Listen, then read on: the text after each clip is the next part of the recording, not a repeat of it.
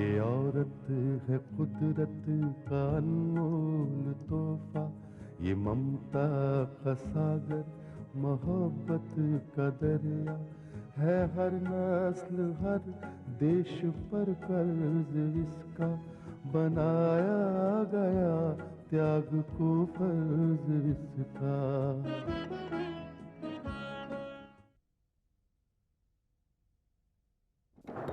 ए भाई, कहाँ हो? यहाँ हो के चल रही है उसके साथ? क्या हो रहा है? अरे मैं तो उसी के साथ होके जिसम से मैंने उसे देखा है। खूबसूरत है। अरे भाई, हम भी जवान हैं, हमारे सीने में भी अरमान हैं, हमारे दिल में जो अरमान है वो मचलते हैं, उमड़ते हैं। अब तुमने जिस तरह से उसे देखा है और उसकी मोहब्बत में खो गए, और ऐसे खो गए कि तुम्हारा मिलना मुश्किल हो गया, तो क्या है, हमारा दिल भी उस पर आ गया था। लेकिन क्योंकि तुम हमारे जिगरी दोस्त हो, हमारे यार हो, तो हम तो ऐसा नहीं कर सकते ना, है? अफरोज, यार से यारी भी तो निभानी है। हाँ यार, तुमसे बहुत चाहता हूँ यार, बेदखल प्यार करता हूँ। अरे यार, मुझे एक बात बता, ये देखना दिखाना कब तक चलता रहेगा? अरे गाड़ी स्टेशन से आगे भी बढ़ेगी, ये स्टेशन पर ही रुकी रहेगी। अरे मैं करूँ क्या यार? गाड़ी आगे बढ़ाऊं कैसे? मौका ही नहीं मिल रहा यार। अरे वो उसके मोहल्ले में उसका वो रशीद भाई, वो मास्टर, अरे बाप रे, और यहाँ बुढ़े खुसट का डर। अरे यार, तू यूं ही डरता रहेगा तो इश्क कैसे करेगा, है? बता क्या करूं यार? तू जा यार उसके पास में। क्या बात कर? अरे हाँ यार, उसका रास्ता रोक ले और अपने दिल में जो भी बात उसे कह दे, अपने दिल की बात कह दे यार। अरे ना रे बाबा ना, अरे मुझे बहुत डर लगता है यार। यार तू उससे भी डरता है क्या? हाँ क्या तू भी? अरे तुझे पता नहीं, बड़ी गुस्से वाली है यार, बड़े वो गुस्से दिमाग की है यार, उसकी बड़ी आंखें, उससे मुझे डर लगता है यार। अरे डर लगता है कि मुझे वो कभी मान ना दे यार। हो चुका बेटा, हो चुका इश्क तेरे से। क्यों? तेरा यूं ही हाल रहा तो दिल की बात दिल में ही रह जाएगी। क्या बात कर? और क्या? अरे जो प्यार करते हैं वो डरते नहीं है दोस्त। क्या कह दे उसे अपने दिल की बात। कहते हैं कह दे यार, कह दे, डर मत, मैं हूं ना तेरे साथ। तू है ना? अरे मैं हूँ, मैं तेरे पीछे हूँ। है ना? हाँ तेरे पीछे हूँ, बिल्कुल मैं हूँ। कह दे यार।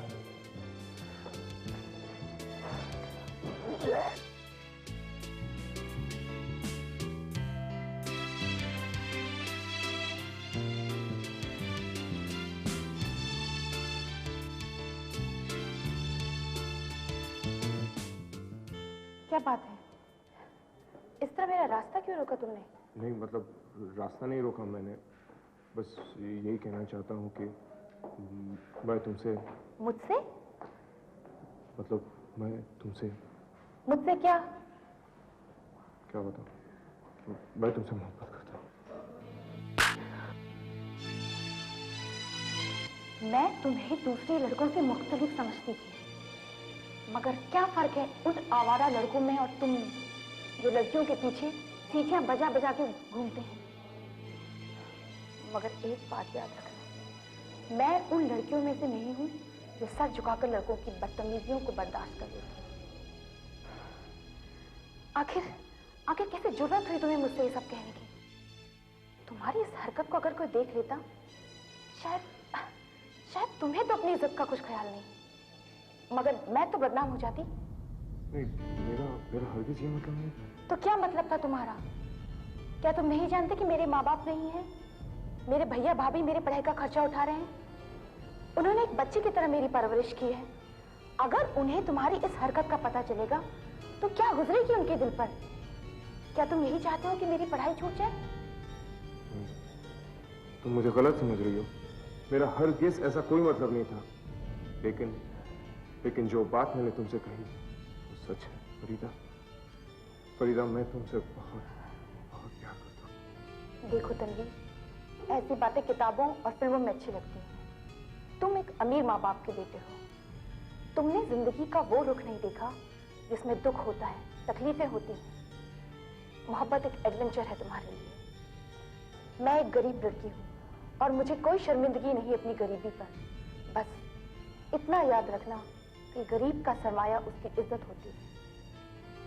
बस मैं आखिरी बार कह रही हूँ तुमसे कि मुझसे कभी ऐसी हरकत मत करना।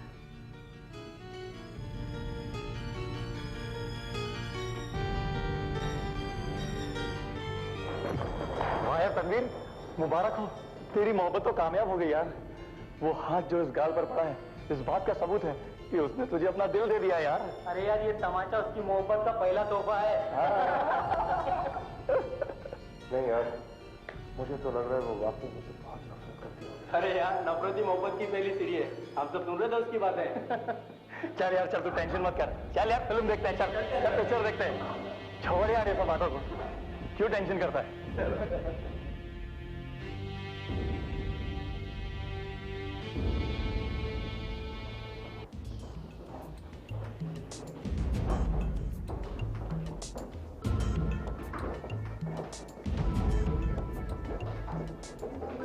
जरा सुनिए।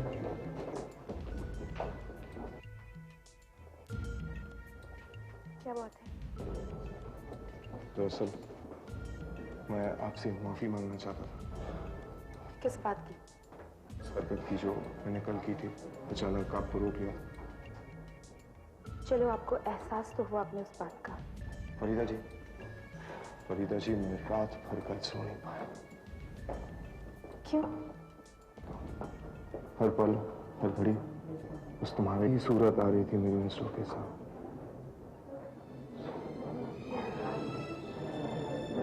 देखो तनवीर, हम यहाँ पढ़ने आए हैं। हमसे हमारे माँ बाप, हमारे बुजुर्गों की उम्मीदें हैं। हम उनका मुस्तकबिल हैं। अगर इन सब बातों में हमने अपना वक्त बर्बाद कर दिया तो हमारा मुस्तकबिल बर्बाद हो जाएगा।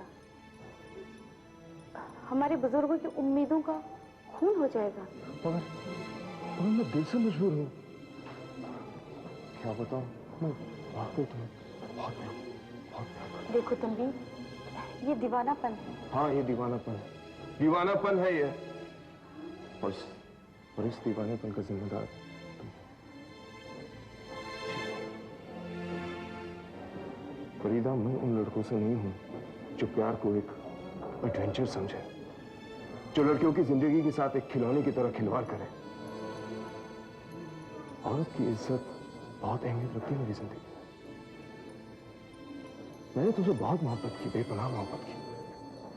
और अगर तुम मुझसे प्यार नहीं करती हो, तुम्हारा हक है। अगर एक चीज अच्छी तरह जान लो, मैं जिंदगी भर तुम्हें प्यार करता रहूंगा। देखो, इन शक की नजरों से मुझे मत देखा करो। अगर तुम मेरा इम्तिहान लेना चाहती हो तो ले लो। और इस इम्तिहान में अगर तुम मेरी जान भी मांग लोगी ना फरीदा, खुदा की कसम मैं अपनी जान तक दे दूंगा। देखो तनवीर, मैं इस तरह तुम्हारी बातों का जवाब नहीं दे सकती। मुझे कोई जवाब नहीं चाहिए। बस एक बार मुझे वादा करो कि नफरत की नजरों से मुझे नहीं देखा करोगी। उन लड़कियों की तरह नहीं सोचोगी जो मेरे बारे में सोचते हैं। देखो तनवीर, तुम कुछ ज्यादा ही सेंटिमेंटल हो रहे हो। हाँ, तुम सही कह रही हो फरीदा। और अगर इस तरह तुम्हारी बेरुखी रही ना, मैं पागल हो जाऊंगा शायद। बस एक बार अपनी जबान से कह दो कि तुम मुझसे नफरत नहीं करती हो। नहीं तनवीर, मैं तुमसे नफरत नहीं करती। तुम बहुत अच्छे हो।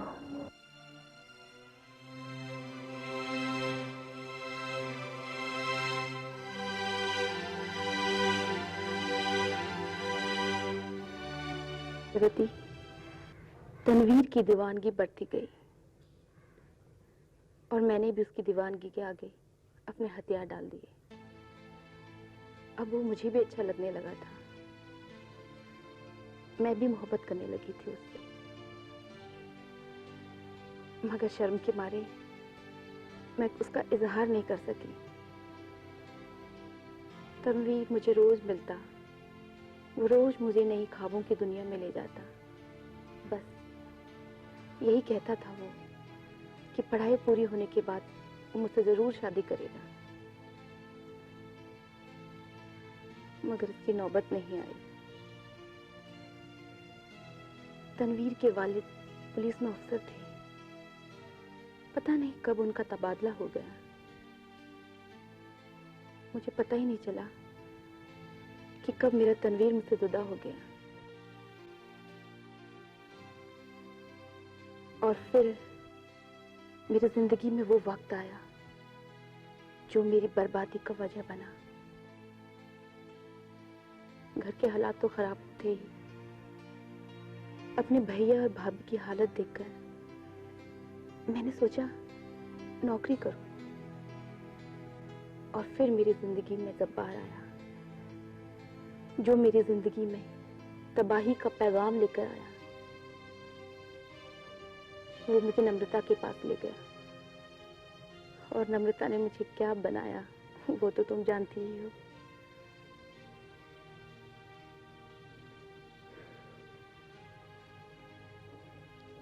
प्रकृति, मुझे यकीन नहीं था कि मैं वापस अपनी जिंदगी में आऊंगी। जो आंखें रोते रोते खुश्क हो गई थी, उनमें फिर से आंसू भर आएंगे, मगर ये आंसू खुशी के थे। अपने भैया, भाभी, भतीजे और सबा की सूरत में।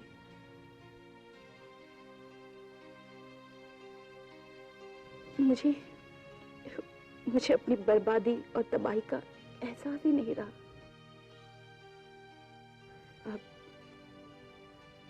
अब सबा घर से जुदा हो गई है, तो एक सूनापन सा महसूस करने लग गई हूं।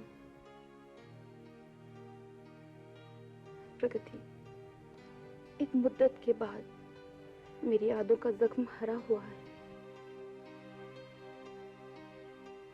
आज भी मेरे दिल में तनवीर की याद है, और मैं उसकी याद लेकर इस दुनिया से जाऊंगी। मैं उसकी याद के साथ कोई समझौता नहीं करूंगी। फरीदा, तनवीर के बारे में जानने की तुमने कभी कोई कोशिश नहीं की कि वो कहाँ है, कैसा है? प्रगति, वक्त और हालात ने मुझे उस काबिल ही कहाँ रखा। आज भी मेरे दिल में उसकी याद है। मुझे आज भी उसकी वो बातें याद हैं, उसकी सूरत याद है, उसकी मोहब्बत याद है। और यही यादें मेरी जिंदगी का सरमाया है।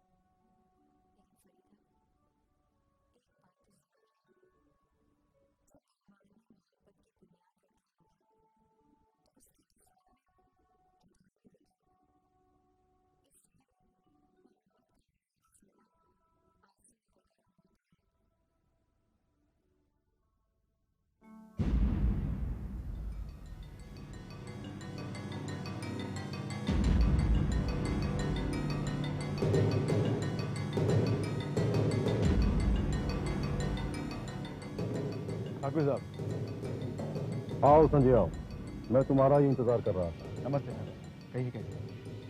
संजय, आज तक तो मैं तुम्हें विनोद ठाकुर पर नजर रखने के लिए कहता रहा। जी ठाकुर साहब, और मैंने अपने इस फर्ज को पूरा किया। मगर अब तुम्हें करण और कुसुम पर नजर रखनी है। करण और कुसुम जी पर? हाँ संजय, तुम हमारे खास आदमी हो, इसलिए ये जिम्मेदारी हम तुमको सौंप रहे हैं। ये एक ऐसी बात है जो हमारे खानदान की इज्जत से जुड़ी है। और इस इज्जत के लिए हम अपनी जान दे भी सकते हैं और किसी की जान ले भी सकते हैं। तो क्या करण और कुसुम जी? हाँ संजय, हालात बड़े पेचीदा हैं। कुसुम अब बच्ची नहीं रही। उसको समझाना मुश्किल नहीं बल्कि बहुत मुश्किल है। कुसुम की बीमारी का फायदा उठाकर करण उसके बहुत करीब आ गया। अब तो कुसुम ने घर भी छोड़ दिया है। तो क्या कुसुम जी विनोद ठाकुर से? नहीं, ऐसा नहीं हो सकता। तुम करण और कुसुम पर नजर रखो। आप फिक्र मत कीजिए ठाकुर साहब, उन दोनों को मैं अपने आंखों से एक पल के लिए भी ओझल नहीं होने दूंगा। हाँ संजय, हम किसी भी कीमत पर करण और कुसुम को एक नहीं होने देंगे। ये हमारी जिंदगी की आखिरी लड़ाई है और ये लड़ाई हम किसी भी कीमत पर हारना नहीं चाहते। आप बिल्कुल फिक्र मत कीजिए ठाकुर साहब, मैं तो किसी ऐसे ही मौके की तलाश में था कि आपके एहसानों का बोझ उतार सकूं। लगता है वो वक्त आ गया।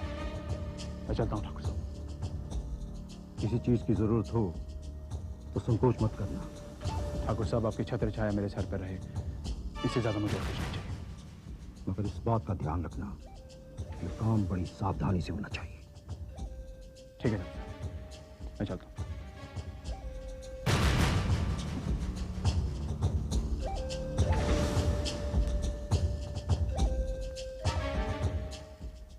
करण, इस वक्त मैं इतना ही बता सकता हूं।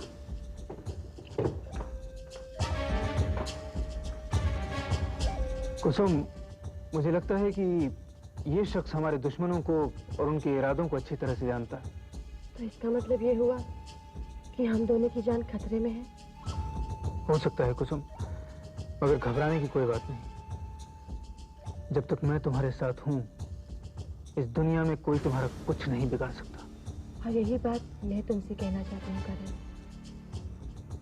कि अगर तुम्हें कुछ हुआ तो मैं उन लोगों को नहीं छोड़ूंगी, क्योंकि आज तक उन लोगों ने मेरी खामोशी देखी है, मेरी बगावत नहीं। हाँ कुसुम, मैं जानता था कि ये वक्त हमारी जिंदगी में जरूर आएगा, मगर ये जो शख्स यहाँ से गया है, उसने जो कुछ भी कहा शायद सही हो। हमें उसकी बात मान लेनी चाहिए। चलें?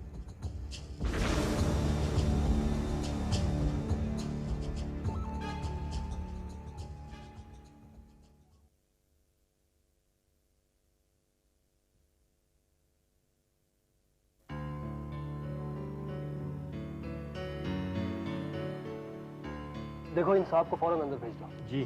क्विक।